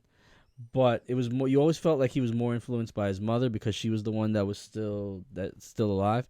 But then so many scenes they showed him and Jonathan interacting where they didn't necessarily have that great of a relationship, which I thought was really cool because of the fact that he knows that he's not their son biologically. Right. But you could see that he interacts with Martha Kent a lot different than he does with Jonathan Kent. And then Jonathan Kent's sitting there saying like, he's like, oh, you're not my father. He's like, no, I get that. I'm not your father. But nevertheless, this is what I want you to do. So like, and he doesn't skip a beat. Right. As much as that can hurt. Yeah. Like, and he knows like and of course they get Kevin Costner to play Jonathan Kent. Right. Come on. That's a beautiful move. Right. Good chess piece. Yes. Like I surrender. Like but and like you get it, like and Kevin Costner is very emotive, like with and has the ability to convey emotion without saying the words. So I thought that was a great move of getting him to play that where when Superman or Clark does stuff like that to him as like defiant and stuff like that, so that he shows that you can tell that it's hurting, that like he's hurt by it, but he never stops being dad. He never stops taking the higher road. So he's constantly showing Clark, giving him his values, giving him that you see. This is where Superman gets that from, the goody two shoes thing, always being the good guy, always going one step above and always walking the high road. It's not that he doesn't have the dark thoughts, it's not that he doesn't feel the dark emotions, but he's relying on his training from his dad. Like, no, I'm my dad taught me better than this, and that's why I'm that way. So it made it easier for me to digest a Superman that's always doing the right thing. Right. It made me want to like that Superman even more. And then that scene where he could, like, Jonathan Kent runs out to save somebody, and now he's in danger and he's gonna die. Saved the dog. He saved the dog. Right. And Clark can save him, but in that moment, as a father, he's like, yeah, my son can save me, but then he'll be exposed. I don't want him to be exposed. I want him to make that choice. I don't want that choice to be made for him. And when, like you said, before when we were talking about, you put up your hand and in that moment, there wasn't words. He put up his hand, and you saw the expression on his face. He's like, "Don't do it." Right. He's like, "It's okay." And even in that moment, he was still coming to grips with his own death and everything, but he was still fathering his son. Like, that's why Man of Steel is up there for me. Yes, sir. Yes. Sorry, that's deep, man. I love it. I know I went off on that when we were right there. That was deep, man. I mean, Man of Steel is my number 2 also, because we saw it as my bachelor party. Thank you. No, Man of Steel was, and that's good. all we did. And then we went home and talked about Man of Steel and had milk and cookies and went directly to bed. Did I mention we talked about Man of Steel? So yeah, I love Man of Steel too, man. I thought it was really done great. I think that the beginning of the movie, seeing is Metropolis? Yeah. Metropolis. Okay, yeah. I'm Or questioning Smallville, myself. depending on where he was. Right. I just seeing everything was just amazing. I love that whole aspect that we stayed there for a while. Then we came, to Earth. You know what I mean? So it's like very, very done well. The score, the fights, and I think it was my favorite score. Yeah, and I think some of the fights showed you the power of Superman. Yeah, you know what I mean? Like, it got a little bit ridiculous, a little bonkers at the end with the, them destroying building after building. Very Dragon Ball Z-esque. But then you think about it, if someone super powered like that were to punch you, where are you gonna go? You're gonna go through buildings. Right. You're gonna go through the floor, and people are going to get hurt. Yeah. And I think that's something that a lot of these comic book movies didn't show before, is what happens to the people who are watching or on the ground. And that's why I loved Batman vs Superman, because that opening of Oh, the battle. Yeah, You know, it gave you that Metropolis. perspective from the Yeah. other, of the people like who are actually. It gave Batman a purpose to want to like Right. fuck Yeah, up Superman. why? Like, Yeah. And I really all you did. needed. I did enjoy Man of Steel, so that's why Man of Steel is number 2 for me. Mo, what's your number 2? My number 2 was Batman vs Superman. So like I said, this is splitting hairs. I like the opening of Batman vs Superman. My problem with Batman vs Superman from the beginning was Batman is just too old. Yeah. Like it's just there's nowhere to go. He's already like an older person by the time he gets involved with Superman. By the time he gets Justice League, he's like the elder statesman at that point. He's not going to be rolling with them for like 20 years. Right. How many movies are you going to make with Ben Affleck being Yeah, I Batman? assumed they were gonna kill him off. So I mean, Yeah. and I also didn't like the premise of the fact that, let's be honest, like Batman's not taking Superman out for anything other than like Right. a meal. Right, that's about it. That's about it. Yeah. But I was like, but That made Al smile. I mean, putting that aside, like I thought the dynamic was interesting. Like I don't understand the part about that plot that always got me was that if they just had a conversation before they started like really getting into it at the end of that movie, Yeah. there would be no Martha like at the end of it. No one would have gotten their Yeah, bell they rung. really just needed to talk. They'll be like, listen, someone has my mother. I need your help. We have to pretend like we're fighting because I need to get her. Be like, oh, really? And that'd been ended. That's Well, it. no, You know but what I mean? he did try. Like when Superman showed up after to Batman and over there in Gotham, he's Fucked like, up his listen, I Batmobile. need to talk to you and whatever. He's like, nah, we're not talking no more. But Superman had also fired the first shot by hip checking his car. He was just standing there. He can't help it. No, I agree. I totally agree with you. Like Wait. yeah. But it's There's a classic. sound effect too. When he hits it, goes ping. It literally goes,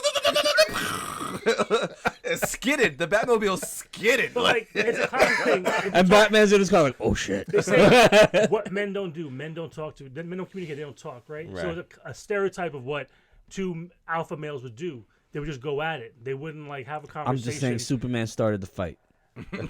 But Superman also had his mother like on the line, like Luthor had his mom. Yeah. So I'm like, at that point, I'd be like, listen. I'm just saying I gotta, like, step Batman back was and like, be yeah, listen, I didn't I need start the help my fight. I'm mom. gonna just end the fight. You know So, what I I'm mean, saying? But by the simple fact that like there was a lot of conversations with many people here at this table. We've had conversations about this movie. Yeah. I kind of put it up there because even though I have my gripes with certain aspects of it, I kind of felt like I came away from it having more conversations about the old ass Batman, the Yeah. Martha situation, like the development of their relationship, his death at the end, like Yeah. spoilers. Nah, but fine.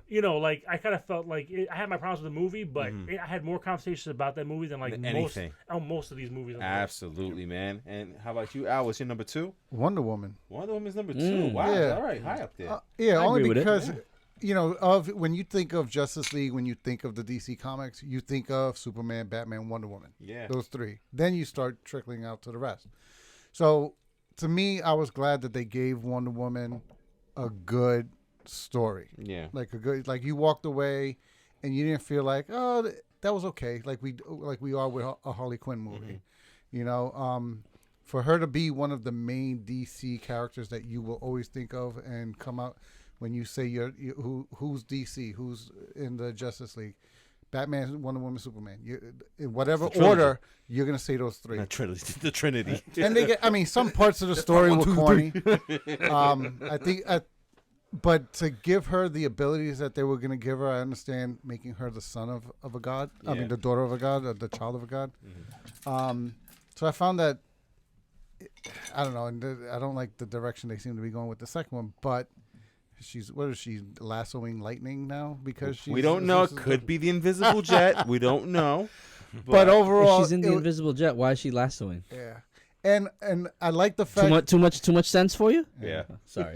One of the things I liked though about this was they gave her love interest, but they didn't make the story about them falling Thank you. in love. Yes. Yeah. Like they don't even as much as you see her mourning him in every subsequent movie, like to the point of getting the photo and this and Yeah. they never really had anything.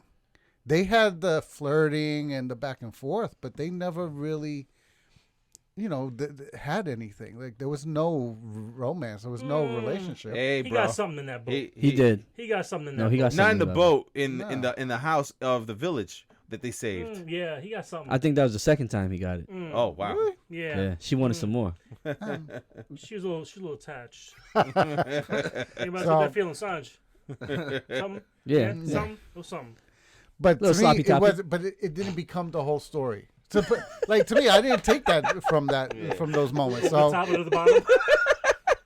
Guess that's all. We'll have to edit that out. So that to me, like I said, I didn't take that away from those scenes. So it could have gone there, but that's what I'm saying. They didn't make it about that. Right. They Yeah, made man. it about It was subtle. her having Yeah. a story. It was- She had a mission to accomplish, and her accomplishing that mission, and so forth. So I thought it was good in terms of like an origin story, a standalone movie.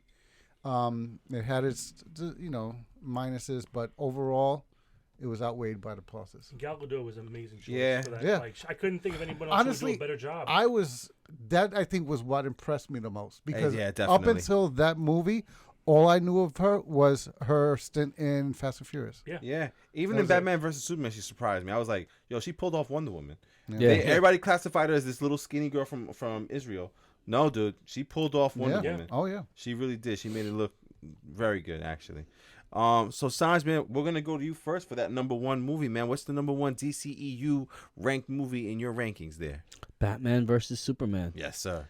Because we had Man of Steel, we had these other movies, and it just came together there. It was like that was like the best.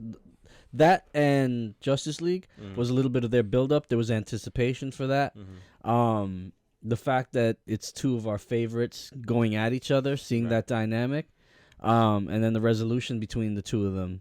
You know, we've talked at length about the Martha scene. That was crazy for me. So Right. the fight between the two of them, the way, I think Batman really does realize he's in over his head with Superman, like trying to go at Superman. But I also think that Batman has a death wish. Also, like he's not gonna stop until something kills him. The ultimate sacrifice. Right, exactly. Like he's like he needs to martyr himself. So like in that sense, like going after Superman, for all intents and purposes, he should not be able to No. do anything to Superman ever. I At all. always thought like it was more of a choice by Superman not to. Oh you well, know? even it's that's even written into the dialogue between them in comics or whatever. If Batman's like knows, if Superman really wanted to, before I could do anything to him, he could crush my head against the wall. But I know his weakness. He won't, and that's his weakness. And I'm going to exploit his weakness. And that's what Batman does. He's great at finding the weakness and exploiting it. Superman's a good person. Yeah. Batman is not. Yeah. Batman will find he will find your pressure point and he will press it and press you into submission. Superman's a good person, Yeah. and that's his weakness. All right. But overall, the story, Batman versus Superman, I enjoyed it thoroughly. All right, Brandon, you're number one. My number one, Man of Steel. Wow. I'm a Superman guy. Like I love Superman. I think my take on this movie is that it wasn't a darker Superman, but like a realer Superman. Like if this were to happen, This is what Superman like would this be is like. what it would be like. Yeah. Having that. It's exactly what you said with Pa Kent. Like the father who's hesitant about this son in general, and his powers and what he's gonna do with them, letting it be his choice, was a really strong move, and all that. But it was, I think the scene that got me was when he saved the bus, right? And everybody started asking questions, and Pa can't talk to him. He's like, you don't owe anybody anything. Like, you don't owe anyone anything. And he was like, was I supposed to let them die? And he's like, maybe. Right, not even a for sure Yeah, answer. It's like Yeah. when you juxtapose that to like an Uncle Ben who says to Spider-Man or Peter Parker, with great power comes great responsibilities. He's basically telling them like you have a responsibility to be this, a superhero. Whereas Pa Kent is telling them like you don't owe anybody, like Brandon was saying, you don't owe anybody anything. Yeah. If you wanted to let them So die, freaking real. right, Yeah. if you wanted to let them die, that would have been okay too. There's no wrong choice. He's like, you're not hurting them. They would have if you a superhero from or a super being from another planet light years away hadn't shown up, they would have died anyway. So it's not like you were causing the thing that hurt them. They were going to die one way or the other. Right. You chose to save them, and that's your choice to make. And that was like a really powerful thing for me because like it gave Superman the choice of being Superman. Right. You know, and like in every iteration of the story, like Mo said, like, you know, this is a story I've seen before, is Superman becoming Superman, but like this story was different because he couldn't. He had the choice to not become Superman, And for a long time, he chose not to be Superman. Because and that was the it's best part of the it's intro. a heavy burden. Like if you had those powers, it's a heavy burden to like. You've always got to be saving somebody. 999 times out of 1,000, you do the right thing and you save somebody and you show up on time. Show up late one time. All they'll talk about is that one time that you showed up You're late. the monster now. And you're the monster now. Yeah. I mean, remember at the beginning of the movie after Krypton, where they really kind of came to him with the oil rig thing. Like he even stopped being Clark Kent. Like he just didn't want to be, Yeah. you know. And it wasn't until the oil rig thing where he kind of came into accepting who he was in a sense through finding Lois Lane and finding the Fortress of Solitude. You know, it wasn't until ship, then. the ship, Yeah, right. the ship. It wasn't until that point where he was like, oh, like, let me find out about myself. Right. He kind of gave up being both Clark Kent and Superman before he was even Superman. Right, he just But kinda wanted to he gave disappear. up, like, you know. So Yeah. I think that was a really cool thing, was like, this was a movie that showed if this Superman would be a real person, like, these are the choices that he could have actually made. Like, Yeah. it wasn't the path of actually becoming Superman, like everything showed. Like, I have to become Superman because I have powers. Like, no, I have a choice. I could do this or not. Right. Yeah. And that was my huge takeaway, and I loved it for it. Gotcha, man. I also liked his speech at the end. Was it Man of Steel at the end when he takes down the drone that's tracking him? Oh, yeah, to the He's lieutenant like- at the end, yeah. He's like Lieutenant. What was Lieutenant or Captain? Whatever. Yeah. Admiral. He's like, I was raised in Kansas. I'm a guy's fan. I'm a fan. Like, come on, I'm as American as it gets. Like, just give me my space. Just back off a little bit. Right. Which, funny, if this had gone the Snyder way, he was supposed to become the Martian Manhunter. Who The the? lieutenant. Because Oh. he would die, and then Martian Manhunter would assume his identity. He was supposed to Oh, become the Martian Manhunter. Yeah. wow. Yeah. I think, but well, that's another topic. I think that's a cooler story to tell. Like, Yeah. Martian Manhunter is a huge part of the Yeah. JLA. Of Oh, the yeah. Superman And they haven't really, mythos. yes, they haven't gotten into him. They haven't gotten into him. I mean, they Yeah. could take that anywhere. You know what I Yeah. mean? But Mo, what's your number one movie, man? DCEU. my number one, like I said, splitting hairs. I had JLA. Well, Justice League. Justice League America. My number one, just because they were trying. They didn't succeed in telling all the stories, and it was a little bit disjointed. But they were making an effort to tell the story of these people and how Yeah. they tried to work together. Yeah. And when they brought Superman back, I think they kind of told the main problem with with the Justice League in general is that Justice League is nothing without Superman. Like, Right. they can take on street criminals, but if you're talking about like Starro, you're talking about any kind of big, DC villain. Yeah, you Darkseid, all that. You need Superman. They had right? to resurrect And that they had to motherfucker. resurrect him. But straight the up way- math. They're like, we're in over our head. and they- and We they- need to go resurrect the motherfucker. And when they resurrected him, they pulled in Man of Steel. They pulled in like Batman vs Superman. They pulled in. It was their best attempt so far Right. to pull in other movies into the timeline to what was going on. Yeah. And when he woke up, like Flash, Ezra Miller was a great Flash. Yeah. His points of it, he kind of like in the stories when you have Flash, and some of the like I forget which it was. The story when they have this thing where the Joker kills the Flash, and it changes them. It Oh, changes, Flashpoint. Is it Flashpoint? Yeah, the Flashpoint thing. You kind of shows how pivotal the Flash is to all the members of the team. He's the youngest one. They kind of take him under the wing. He's also like the comic, The comic relief, yeah. The part when he even with the trailer when Bruce Wayne throws the batarang at him, he stops and just looks at it pass by him, and then looks at Bruce, and then grabs it and says, "Are you Batman?" Like, that's crazy. And then, He's like, holy shit, yeah, I'll join. I need friends. I need Like, friends. I have a problem with friends. I need friends. You're like, oh yeah, that's cool. And then the part where they're fighting, and he's going at Superman. Superman just kind of turns and looks at him while he's running at him in speed. Yeah. The fear Yeah. in his eyes. You're like, yeah, that he sees you. And then he just bumps him with his shoulder and sends him sprawling and tries to take a swing at him and ends up breaking into the column. And he's never had that before. So Right. and then at the end, they kind of go to the drawback. Like, okay, I'm really excited. let's do a race. And he's like, yeah, let's do a race. That Batman was says, awesome. Yeah. So it was like, I felt like they were really trying to make like a buddy kind of film. And it kind of showed like their hand, and the Superman's really the heart of the of Justice League. Yeah. My best. You So know, they didn't succeed in doing everything right, but I felt like they were trying to bring things together. and it's one of your favorites. So I kind of felt like there were scenes that I thought that worked really well together. Yeah. I really enjoyed watching. You know what a lot of people never mention about Justice League that's also pretty cool is the relationship between Cyborg and the Flash. Yeah. Their relationship throughout the movie was pretty funny. Also, they had a good relationship, But he had good back and forth the only banter. person I don't think he really had a relationship with was probably like Wonder Woman, maybe. But I think he had moments with Batman, moments with Superman, moments with Cyborg. Yeah. You know, I mean, I don't know and some maybe a couple moments with Jason Momoa in passing. But Right. He was really like a glue that kind of held them together. Yeah. And they kind of like really kind of put that comic relief in some of the most serious parts of the movie. Right. So I thought, you know, it was an enjoyable movie, and I saw what they were trying to do. They didn't kind of get there all the way, Right. but it was a fun movie. Good, man. That's great, man. And Al, man, what's your number one? For me, obviously, it's going to be Man of Steel. To Mo's point, we've heard this, I mean, since what, 70s, 80s? When was Christopher Reeve's Superman? We've heard this version of Superman story told. Well, not this version, but we've heard Superman's origin story told.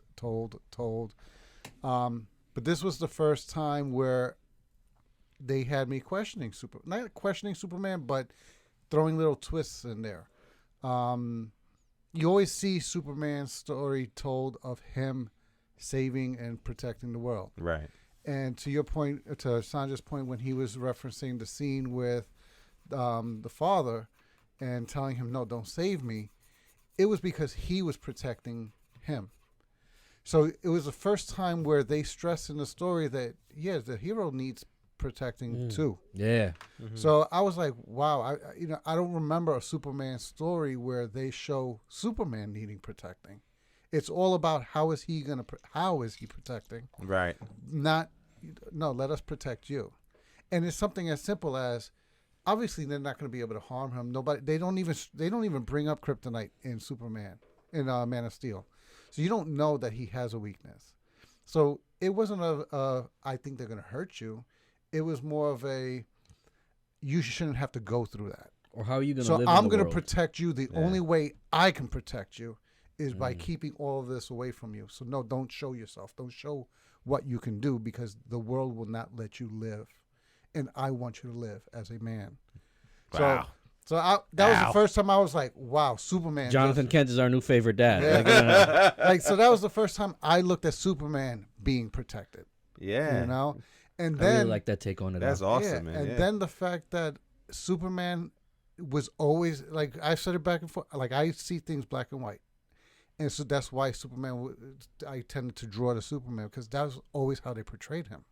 He was always the good guy. Yeah. If there was an action that could kill someone, he never took that action. No matter what it took, he would try to find a way. And they always somehow show him finding another way. Right. This was the first time where they showed Superman confronted with a situation where there's no other way to stop this. The guy has the guy has the same powers as you. Right. Has the same strength as you. He's not going to stop. And he's he's been trained as a warrior. Yeah. So the only way for you to stop this guy Snap is his to neck. kill him. Yeah. And you see him actually do it. And you see the struggle that it took for him to do it, because you And see it the caused him grimace. pain to do it. Yeah. Like, Yeah. It wasn't- He yelped. Yeah. So, like, to see him have to make that kind of a decision that you knew went against everything he had been taught and everything he felt was the first time I saw that portrayed in Superman So I was like, that's it. Yeah. I bought it on Blu-ray. I have it. I don't know how many Yeah. times I've watched it. It's definitely the best one. I hear you, man. these, I mean, there were for the storytelling for some of this DCEU, it was some of the best storytelling for these characters that we've ever seen in those moments, right? We can't say that they put together 3 hours or 2 hours complete of the best storytelling, but they had 7 minutes here, 5 minutes here, Yeah. 10 minutes there, where they had shining moments of storytelling for these characters. Yeah, I don't think any of these movies in our top fives really compares to anything like Infinity War, Avengers Endgame. No, not at all. Yeah. But I think this You is. know. But again, Marvel is one thing. Yeah. DC is another thing. I think DC makes us think a little bit more about the human condition. Mm-hmm. I don't think Marvel does that. Yeah. Well, You know. I mean, I would throw Captain America in there, in the fact that you have his development as an underdog, him falling on the grenade, like Yeah, but they give him him- the super serum, and then like again, it's another Superman syndrome where the danger is not real to him because even a hit from Thanos doesn't kill him. Well, I'm talking about that. You know what I'm in saying? the original movie, I mean, not that this is defending whatever, Right. but in that original movie, like he doesn't know his power; he has to grow into it. In the sense that was the one time they actually told a story about a person, Yeah. right? And I can see what you're saying here that they did with Man Like of Steel. They actually told the story of a person, Right. right? Yeah. For me, in Marvel, one of my knocks on Marvel is they have too many characters that can't be killed. Mm-hmm. Like they're so powerful. In Marvel, Yeah. When you think of it, like the whole Avengers, right? Like Tony Stark is the only one that's really human, and Black Widow, okay, and Clint, right? Yeah. But even they're so protected all the time. They're by it all, and nothing ever really kills them. Yeah. So and even Tony Stark, okay, once he's in his Iron Man suit, we've seen like stuff happen to him. Like it took the Infinity Gauntlet to kill him, Mm-hmm. right? So I mean, and he just keeps building a better and better suit. So even in Marvel, like those characters are so overpowered, and like they adjust the power of the character to the villain, Mm-hmm. So that the villain is just strong enough to cause some harm, but not death. Whereas in DC, I really feel they're trying to humanize the characters a little bit more. Yeah. Well, man, I mean, as far as Go ahead. Go for it. I'm not defending it, but I'm saying that Superman was the character they came up with first, and they overpowered him to the point where they had to find some secret way to take him down with kryptonite. Right? Marvel's thing is that all their characters are flawed. Tony Stark is alcoholic. Is he an alcoholic? He is an Incredible alcoholic. Hulk. Okay. Like he has like a split personality problem. Like he's trying to. He has anger issues. He's trying to commit suicide at some point. Like he's Yeah. depressive. No. Right. You have. A Hulk is the ultimate expression of anger issues. Right. You know like, what I mean? right? So all of them have other issues. Like Right. they're flawed individuals, and the problem they had with Superman was that they came up with an ultimate character who had no flaws, who was perfect. So then, how do you? Who's the? How do you relate to that? How do you relate to him, and how do you take him down? How do you make? He has to overcome something. What's he overcoming? You know what I mean? So they told a good story. They told like his progression as a person to become that superhero, but I think it's kind of like apples and oranges compared like DC or Marvel. Oh yeah, definitely. I mean, I think if you're taking like Batman's a flawed person. I think that's a good way. But I think Superman is like one of those outside characters that's Yeah. hard to really compare to anybody else because they had to. I mean, invent Wonder Woman something is new. basically the female Superman. She's not. I mean, how is she flawed? I don't see a flaw in her character. But I wouldn't say that she's the center of that of the DC universe. She's not the center. She's part of the three, right? But Right. but she couldn't take on like Doomsday by herself. No. She couldn't do it.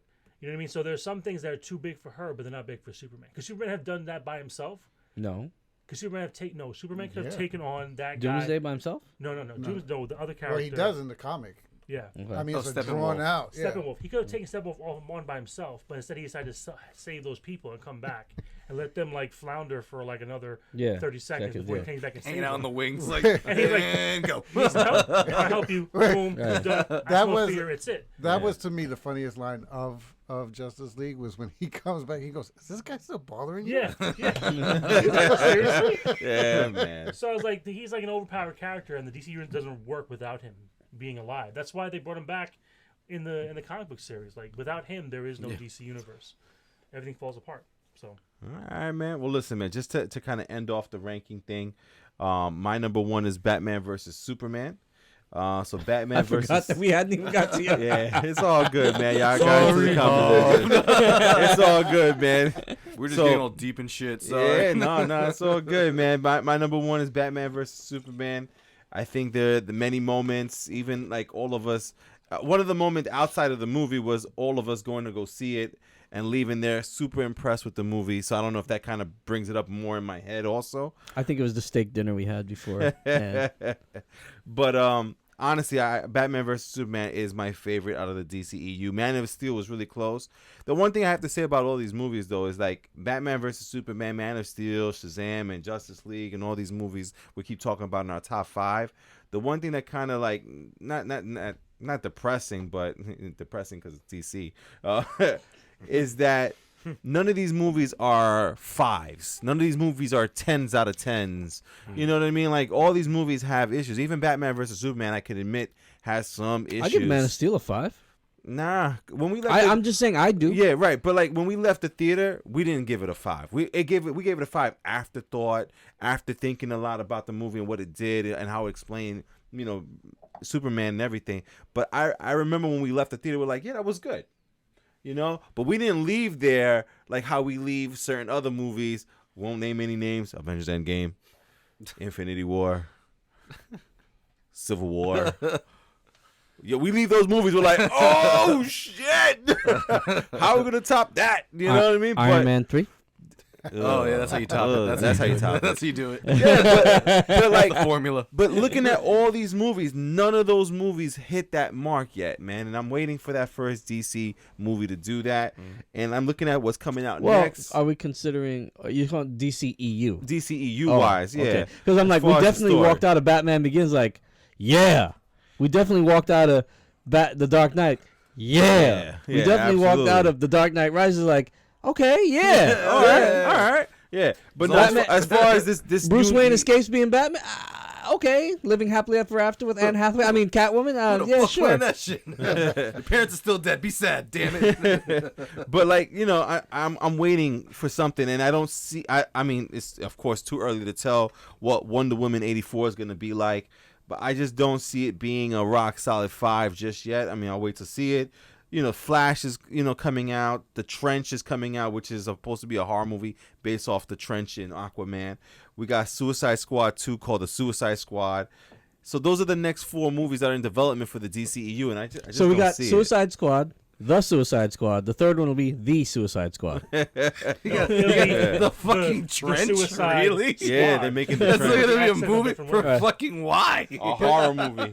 But see, the problem with the DC, and I think we've touched on it before, they rushed everything about their story. Yes. Yeah. Yes, The it feels- Marvel, yeah. Marvel did everything slow. I mean, you don't have them fighting their main bad guy until what? Movie 23, 10 22? years later? Whereas with the DCU, look at the order that the movies came out.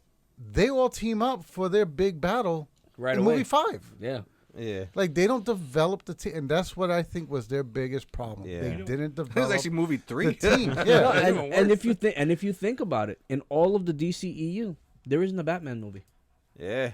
Which is But, crazy. I mean, I think That you think about it, there Yeah. is not a Batman movie in there. I Yeah. think personally, like DC can't follow Marvel's. Oh, I didn't footprint, say- I right? didn't say I'm follow just their saying, blueprint. But I think they tried. I think that was what they tried to do with Batman, Superman, Yeah. and JLA.